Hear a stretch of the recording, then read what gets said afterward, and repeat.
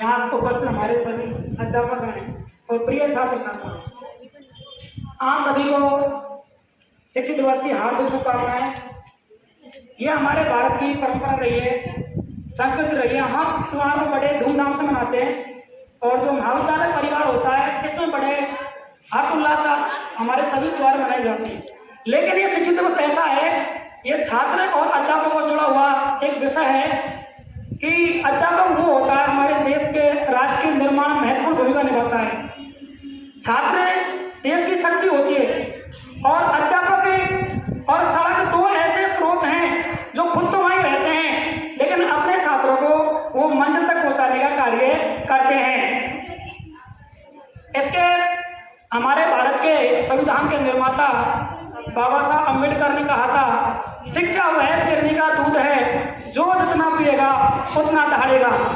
इस हमारे मोटा देवी महाविद्यालय कॉलेज से यहाँ हजारों विद्यार्थी हर साल पढ़ते हैं और सभी कोर्स में विद्यार्थी बहुत से ऐसे हैं यहाँ से पदों पर, अध्यापक पद पर, पटवारी, वीडियो, ग्राम सेवक, जीडी, राजस्थान पुलिस बहुत सेलेक्ट हुए हैं। तो हमारे इस महाविद्यालय परिवार को सभी अध्यापक गर्व होता है हमको।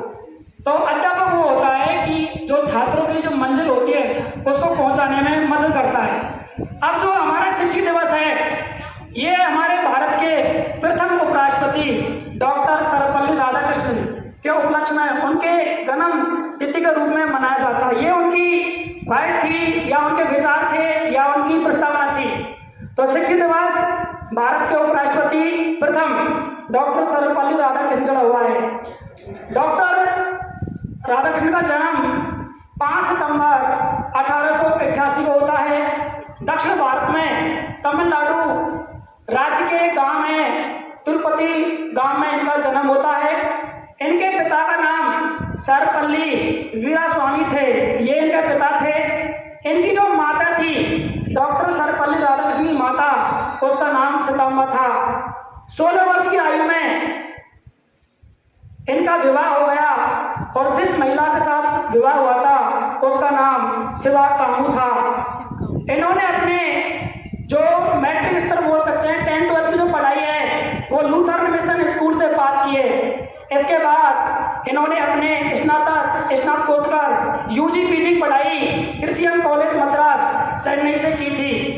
बड़े गर्व की बात यह है हमारे भारत के उपराष्ट्रपति प्रथम हुए हैं। इसके बाद भारत के पहले जो राष्ट्रपति थे डॉक्टर राजेंद्र प्रसाद, उनके बाद ये भारत के द्वितीय राष्ट्रपति बने सन 1962 से 67 में। तो ये भारत के राष्ट्रपति रहे हैं दूसरे कार्यकाल में और पहले रहे थे भारत के उपराष्ट्रपति। बड़े हर्ष की बात ये थी, मैसूर विश्वविद्यालय में प्रोफेसर रहे थे। जो सर्वपल्ली राधाकृष्णन ने मैसूर में ये प्रोफेसर पद पर काम किया है और ये कुलपति रहे हैं, ये विश्वविद्यालय के कुलपति रहे हैं PHU सन 1939 से और 1948 के मध्य में बनारस हिंदू विश्वविद्यालय के ये कुलपति रहे हैं। ये दर्शन शास्त्री थे। इन्होंने अपने जो विचार दिए हिंदू विचारक रहे हैं और इन्होंने अपनी मांग रखी थी। लोग इनके जन्मदिन मनाने के इनके घर पे गए थे तो इन्होंने कहा नहीं, मेरा जन्मदिन एक शिक्षक के रूप में भारतवर्ष में मनाना चाहिए। इन्होंने MA किया था 1916 में दर्शन शास्त्र फिलोसफी से इन्होंने MA किया था। ये किताब पढ़ने के बड़े शौकीन थे, भजन गाने के, किताब पढ़ने के बड़े शौकीन रहे हैं। बड़े हमारे आंख और हमको गर्व होना चाहिए। इस दुनिया का सबसे बड़ा मंच है संयुक्त राष्ट्र संघ UNO, जिसकी स्थापना 24 अक्टूबर 1945 को हुई थी, जिसका मुख्यालय न्यूयॉर्क अमेरिका में है। हमारे भारत का प्रतिनिधित्व किया इन्होंने, सभा को संबोधित किया है। और बड़े गर्व की बात यह है जो सोवियत संघ था, जिसको हम रूस का नाम देते हैं वर्तमान में, सोवियत संघ में भारत से राजदूत रहे। भारत के राजदूत सोवियत संघ रूस में रहे हैं। और बड़े गर्व की बात है हमारे भारत का सबसे बड़ा रत्न होता है भारत रत्न। सन 1954 में डॉक्टर सर्वपल्ली राधाकृष्णन को भारत रत्न दिया गया था।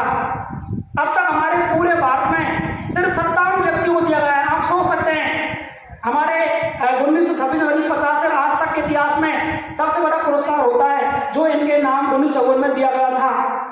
भारत चीन का युद्ध होता है 1962 में। उस समय भारत के ये राष्ट्रपति पद पर थे और जब हमारा संविधान बना था तो सर्वपल्ली राधाकृष्णन संविधान सभा में मेंबर थे। 389 मेंबरों में इनका भी नाम था उसमें।